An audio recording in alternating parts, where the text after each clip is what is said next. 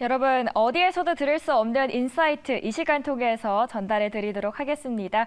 오늘은 업라이즈 이효석 기자 함께합니다. 안녕하세요. 네, 안녕하세요. 새벽에 또 처음 오셨잖아요. 네. 일어나는 거 힘드시지 않으셨나요? 많이 힘들었습니다. 네. 그래도 어려운 발걸음 해주신 만큼 저희 기대를 하겠습니다. 네. 저희 첫 번째 외신 보도록 할 텐데요. 그림 먼저 열어주시죠. A Dangerous Gap. 이코노미스트에서는 앞에 기사의 표지를 그림으로 재밌게 표현을 할 때가 많은데요. 관련된 그림은 A Dangerous Gap, 위험한 갭이라고 써 있습니다. 그 사이에서는 지금 월스트리트 그리고 메인스트리트 간의 격차도 보이는데 제가 이 내용을 살짝 보니까 미국에서는 극심한 주가 폭락 이후에 정신이 번쩍 드는 랠리가 이어졌다고 합니다. 이 자금의 흐름과 유사하다고 지금의 흐름과 유사하다고 보고 있는데 1999년에 한 달 동안 S&P 500 지수 3분의 1 하락하다가 이후 손실의 절반 이상을 회복했습니다. 그리고 지금 표지에서는 이제 월스트리트와 메인스트리트 간의 괴리를 조금씩 더 보여주고 있다라는 그림으로 보이는데 지금 이런 상황을 어떻게 저희는 해석을 해보면 좋을까요?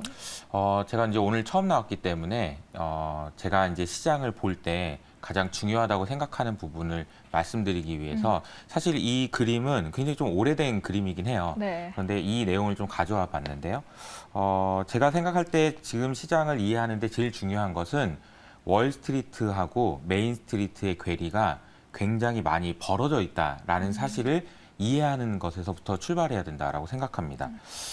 이 차이를 이해하시기 위해서는 우리가 2009년으로 돌아가 봐야 돼요. 그러니까 지금으로부터 14년 전이죠. 네. 그러니까 당시에 이제 버냉키 연준 의장이 그 바쁜 와중에 본인의 고향의 딜런이라는 곳으로 내려갑니다. 이곳이 보면은 미국 중에서도 굉장히 깡촌에 해당됩니다. 정말 시골인데요. 그 시골에 가가지고 버냉키 의장이 이렇게 이야기를 합니다. 당시에 이제 양적 완화를 시행하려고 하니까 정말 많은 사람들이 아니 왜 내가 낸 세금을 가지고 은행들 좋은 일을 시켜주냐라고 하면서 극렬한 반대가 있었고요. 그 반대를 막기 위해서 버냉키 의장은 어떤 행동을 취했던 거냐면은 그 시골에 가서 그 배경을 딛고 이렇게 이야기하는 거죠. 여러분 저는 월가 출신이 아니에요. 제가 월가를 도우려고 지금 돈을 뿌리는 게 아닙니다. 라고 이야기하면서 지금 여러분이 보시고 있는 이곳, 시골, 메인스트리트, 실물 경제를 위해서 돈을 푸는 겁니다. 라고 이야기를 했던 거죠. 근데 이제 시간이 지났죠. 14년이라는 시간이 지나고 나서 이 그림에서 보시는 것처럼 월스트리트와 메인스트리트의 괴리는 점점 확대됐어요. 그 과정을 우리가 어떻게 이해하시면 되냐면요. 경기가 안 좋으면 주가가 올라요. 왜요? 그랬더니 연준이 돈을 푸니까요. 이게 10년 동안 누적이 됐거든요. 네. 그럼 이제 어떤 결과가 생기냐면은 실물 경제는 미국의 실물 경제, 그러니까 미국의 GDP는 지난 10년 동안 50% 상승했는데 주가는 500% 오르는 거죠. 많이 올랐네요. 그러니까 실물 경제에 비해서 월스트리트의 크기가 너무나도 커져버리니까 이 괴리를 극복하는 것이 너무 힘들어졌다라는 겁니다. 그래서 제가 보면은 얼마 전에 나왔던 이코노미스트에 또 한 번 나왔던 인플레이션에 대한 이야기로 연결해 볼 수 있을 것 같은데 이 괴리가 너무 커지다 보니까 중앙은행에서 하는 그리고 정부에서 하는 정책들이 우리가 흔히 알고 있는 것처럼 물가를 잡으려고 하는 것이 아니고요. 이제는 이렇게 높아져 버린 월스트리트를 위한 정책을 쓰는 쪽으로 바뀌고 있다는 것을 이해하시는 것이 너무 중요하다고 생각이 들어서 이 그림을 먼저 좀 설명을 드렸습니다. 정말 이 안에도 깊이 있는 내용들이 들어있는데 관련한 외신 기사가 또 하나 있어서 다음 그림도 보도록 할게요. 지금 아이스크림이 녹는 듯한 그림을 준비를 해주셨는데 이사님 그래서 한 줄로 이거는 어떤 내용을 말하고 싶은 걸까요? 한 줄로 요약을 하자면. 좀 너무 날씨가 더워가지고 네. 아이스크림 먹고 싶다라는 건 아니고요. 네. 아이스크림이 녹고 있다라는 것이 중요합니다. 이 그림이 정말로 저는 이 시대의 현상을 너무나도 잘 표현했다고 생각하는데 이 그림에 보시면은 아이스크림이 녹는 것이 아니고 아이스크림 그림을 보면은 달러화가 네, 표시가 달러가 돼 있어요. 있네요. 그러니까 화폐의 가치가 녹고 있다라는 것을 표현하는 거죠. 제가 말씀드렸던 월스트리트의 크기가 커졌다는 얘기는 반대로 얘기하면 화폐의 가치가 떨어지고 있다. 그냥 화폐의 가치가 하락하는 정도가 아니고요. 급락하고 있다라는 것을 표현합니다. 근데 이것이 무슨 얘기냐면요. 월스트리트의 크기가 커진 상황에서 이 문제가 여러 가지 상황에서 이제 문제가 되는데요. 대표적인 경우가 작년 10월 달에 있었던 영국의 금리 상승에 따른 연기금의 상환 능력 의심. 이것 때문에 금융시장 난리가 났었잖아요. 그러다 보니까 영국에서 어떻게 했나요? 영란은행에서 금리를 열심히 올렸죠. 물가를 잡기 위해서. 그러다가 갑자기 연기금이 문제가 생긴다고 하니까 다시 돈을 풀었습니다. 네. 그리고 그 비슷한 시점에 우리나라에서도 비슷한 현상이 있었는데 레고랜드 사태가 있었죠. 네. 그리고 나서 우리가 너무나도 무서운 일이 있었습니다. 그러니까 이제 우리나라는 어떻게 했죠? 50조 플러스 알파라는 어마어마한 유동성을 공급했습니다. 우리나라와 영국만 그런 것이 아니고요. 일본에서도 그런데요. 일본에서는 지난 6개월 동안 무려 1.1조 달러라고 하는 어마어마한 유동성을 공급했는데요. 그 이유가 중요한데요. 경기 침체가 와서도 아니고요. 굉장히 놀랍게도 그냥 금리가 올라섭니다.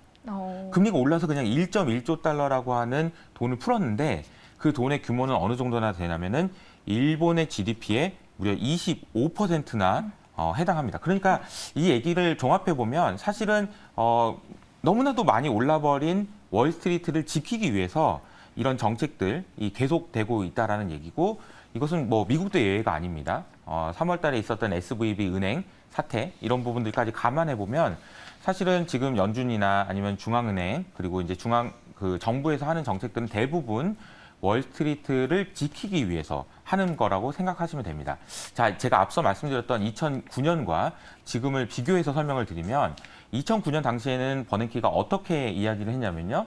제가 돈을 푸는 이유는 제가 양적 완화를 하는 이유는 월스트리트를 위해서가 아니고 메인스트리트를 위해서입니다라고 이야기를 했다면 지금은 굉장히 노골적으로 메인스트리트를 위해서가 아니고 월스트리트를 지키기 위해서 우리는 돈을 풀 겁니다라는 이야기를 하고 있는 것이고요.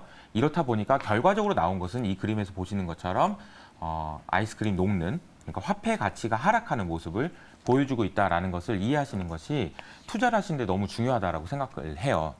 우리가 투자를 하기 위해서 투자를 왜 해야 되는지 그 이유를 이야기를 해보면 저는 제일 중요한 것이 인플레이션을 이기기 위해서다. 다른 표현으로 하면은 내가 구매력을 지키기 위해서다라고 이야기를 할 수 있을 것 같은데요. 구매력을 지킨다라는 이야기는 다른 표현으로 하면은 내가 지금 하고 있는 행동을 5년, 10년 후에도 똑같이 하고 싶다. 나는 지금도 맛있는 거 먹고 싶고 지금도 여행을 가고 싶은데 5년, 10년 후에도 여행 가고 싶다. 이것을 계속하기 위해서는 구매력을 유지해야 되는데요.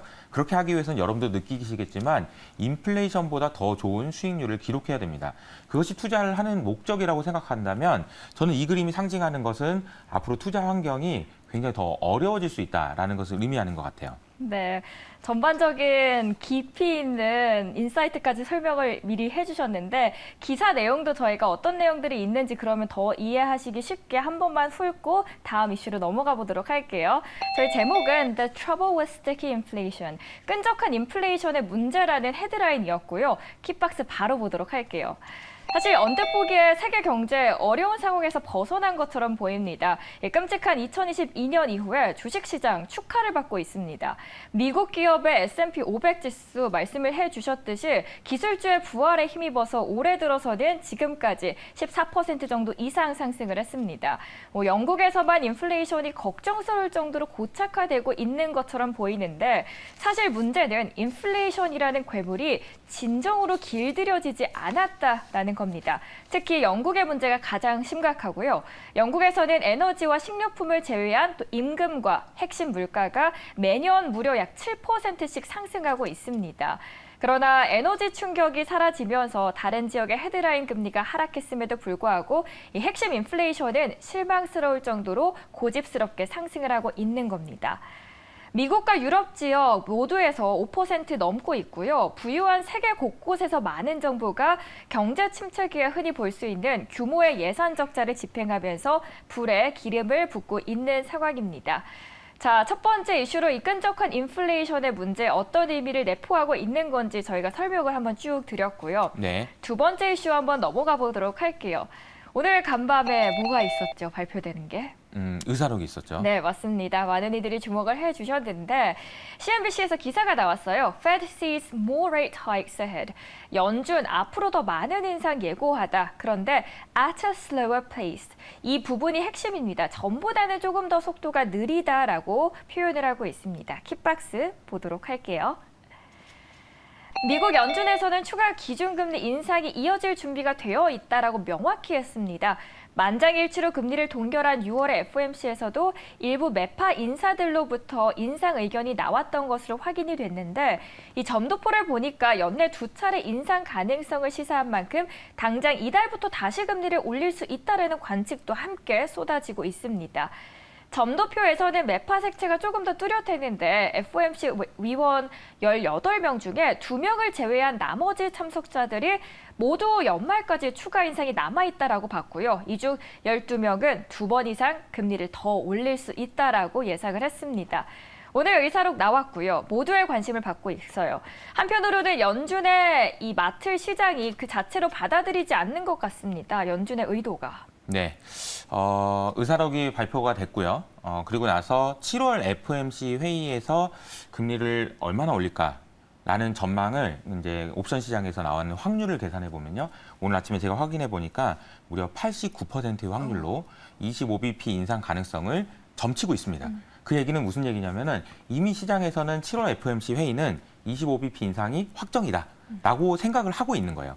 그러니까 주식시장이 이제 움직이는 모습을 보실 때 기억을 하셔야 되는 거는 이미 시장은 25bp 인상을 반영하고 있다라는 것이 중요하다는 거죠. 그래서 의사록에서 굉장히 좀 새로운 것이 있었냐라고 생각해보면 제가 보기에는 그렇게 새로운 게 별로 없었어요. 맞아요. 비슷했어요. FOMC 회의에서 이야기했던 내용들과 거의 유사한 내용이었었고요. 연준 의장들을 포함해서 그리고 연준 의원들은 대부분 지금 무슨 얘기를 하고 있냐면 나 아직도 금리 계속 올릴 거야. 물가가 2%까지 낮아질 때까지 나는 금리를 계속 올릴 거야. 라고 이야기를 하고 있는데요. 시장은 잘 안 믿는 눈치예요. 대부분 이제 지난주에 있었던 여러 가지 이슈들 중에서 제가 중요하게 봤던 건 뭐냐면은, ECB, 그리고 연준, 그리고 BOJ, BOE까지 그 4개의 연준, 4개의 중앙은행 총재들이 한 자리에 모였었죠. 네. 그래서 그곳에서 이야기했던 것이 앞서 말씀하신 대로 영국은 지금 물가가 너무 높아서 문제이지만 나머지 3곳은 사실은 말은 세게 했지만 그 내용을 자세히 살펴보면 금리를 올려가지고 인플레이션을 잡을래? 아니면 금리가 올라가다가 금융위기가 오는 거를 감수할래? 그 질문에 대해서 금융위기는 안 되지 않을까? 라는 쪽의 의견들이 굉장히 많았어요. 그러니까 금리를 올리다가 물가를 잡다가 물가를 잡기 전에 금융위기가 와버리면 안 되니까 금융위기는 막아야 되지 않을까. 제가 앞서 설명드렸던 것처럼 월스트리트가 망가지는 거는 막아야 되지 않을까. 그렇죠. 이쪽의 의견들이 훨씬 더 많다 보니까 그 속내들을 시장은 알고 있는 거죠. 그래서 많은 투자자들이 지금 연준이 아무리 금리를 올린다고 해도 연준이 금리를 올린다고 하면은 채권 금리는 올라야 되죠. 그러나 채권 금리가 하락한다는데 베팅이 엄청나게 많이 들어가고 있고요. 보통 금리가 올라가면은 아이고 무서워하면서 주가가 빠져야 되는데 그쵸. 우리 주가는 지금 올라가고 있단 말이죠. 그러니까 지금 연준에 지금 엄청나게 대항을 하고 있는 건데 그 대항하고 있는 이유가 제가 볼 때는 연준이 생각은 말은 지금 물가를 잡겠다고 얘기하고 있지만 어차피 네가 하다가 금융위기가 터지거나 주가가 많이 빠지면 도와줄 거잖아. 라는 생각들이 깔려 있다라고 볼 수 있는 것 같아요. 연준을 한편으로 너무 믿는 구석도 있네요. 다음 그림 하나 더 보도록 할게요. 이분 바로 더들리 전 뉴욕 연준 의장입니다. 얼마 전에 이분이 블룸버그에서 시장을 깜짝 놀라게 한 전망을 내놓으면서 이슈가 되었었는데 시장은 어떤 포인트에 놀란 건가요? 이 더들리 연준 의장은 굉장히 뉴욕 연준 의장이고요. 굉장히 좀 영향력이 있는 분인데 이분이 이제 블룸버그에다가 오피니언을 내놓으시는데 그 내용이 좀 시장을 깜짝 놀라게 했습니다. 무슨 내용이냐면 지금 너희들이 생각하는 것보다 금리가 훨씬 더 많이 올라갈 거다라는 이야기를 했기 때문인데요. 그냥 보통 올라가는 게 아니고 그냥 뭐 10년물 금리 기준으로 4%에서 5% 사이까지 올라갈 거라는 얘기를 했으니까 만약에 이 더들리 총재의 이야기가 현실화된다면 주가는 아마 급락할 것 같아요. 근데 이 더들리 총재가 왜 그런 이야기를 했는지가 중요할 것 같아요. 제가 볼 때는 한 3가지를 지적을 하셨는데요. 첫 번째로는 소위 중립금리라고 하는 중립금리라는 것은 인플레이션을 자극하지 않고 얼마나 성장할 수 있느냐라는 질문에 대한 대답입니다.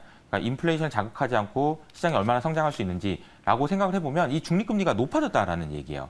그래서 우리가 시장에서 생각하는 것보다 금리가 좀 더 높은 상황이 유지가 될 것이다라는 이야기를 했고요. 두 번째는 인플레이션이 생각보다 오랫동안 높은 수준이 유지될 거다라는 이야기를 하셨어요. 그러니까 아까 제가 아이스크림이 녹는 그 그림을 생각을 해보시면 됩니다. 화폐의 가치가 높고 있기 때문에 인플레이션이 계속된다면 금리를 계속 높게 유지해야 될 수밖에 없다라는 이야기가 되겠죠. 그리고 세 번째로는 이 말이 중요할 것 같은데 제 생각에는 채권을 들고 있으면 위험하다라는 얘기입니다.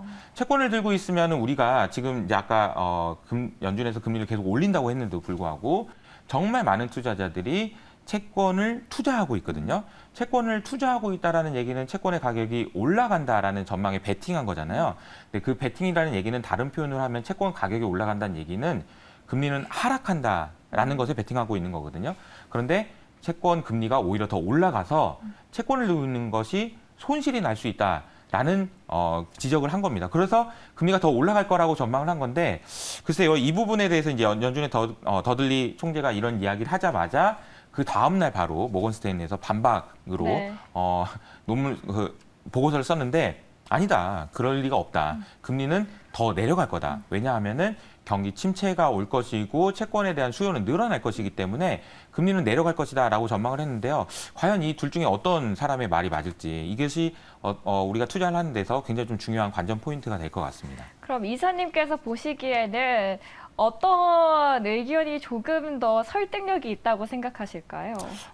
이게 우리가 이제 채권 금리라고 생각을 해보고 채권 가격이라고 생각해 보면 채권 가격이라는 것이 무엇인지를 생각을 해보면 가격이니까 살려는 사람이 많아질수록 더 올라갈 수 있는 거거든요. 근데 제 생각에는 앞으로도 채권을 살려고 하는 수요는 굉장히 많을 것 같아요. 그러면 가격이 올라간다는 얘기고 금리가 하락하는 요인이겠죠. 그런데 제가 볼 때는 인플레이션이라는 측면에서 보면은 앞서 말씀드린 대로 계속해서 화폐 가치가 하락하고 인플레이션 높기 때문에 채권의 가격은 또 그러니까 금리가 높게 유지될 수도 있는 상황인 것 같습니다. 그래서 저의 결론은 사실 지금 현재 수준의 금리가 상당 기간 오랫동안 유지될 것 같아요. 이 말의 의미가 중요한데요. 여러분들이 주식을 고르시거나 선정하실 때 금리가 높은 수준으로 유지된다라는 것은 그 높은 금리에도 불구하고 버틸 수 있는 체력을 가진 주식만 투자하셔야 된다라는 것을 의미합니다. 그러니까 금리가 낮을 때는 뭐 그냥 조금 뭐 잘 될 것 같은데? 라는 쪽에서 투자를 하셔도 되는데 그것이 아니고 금리가 높은 수준이 유지가 된다면 굉장히 종목을 선정하실 때 꼼꼼하게 더 까다롭게 선정하셔야 된다는 것을 의미한다는 것을 강조해서 말씀드리고 싶습니다. 네, 시장이 불안할 때는 더욱더 가해시장, 확실한 시장을 눈여겨보시는 게 좋을 것 같습니다. 오늘 첫날인데 어떠셨나요? 좀 떨리네요. 네. 하나도 안 떠지는 것 같아서 놀랐습니다. 네. 네, 다음 주에도 더 기대를 해보겠고요. 전국에 오늘 낮 기온 31도 이상의 무더위가 이어진다고 합니다. 폭염 유의하시면서 오늘도 행복한 하루 보내셨으면 좋겠습니다. 시청해주신 여러분 고맙습니다.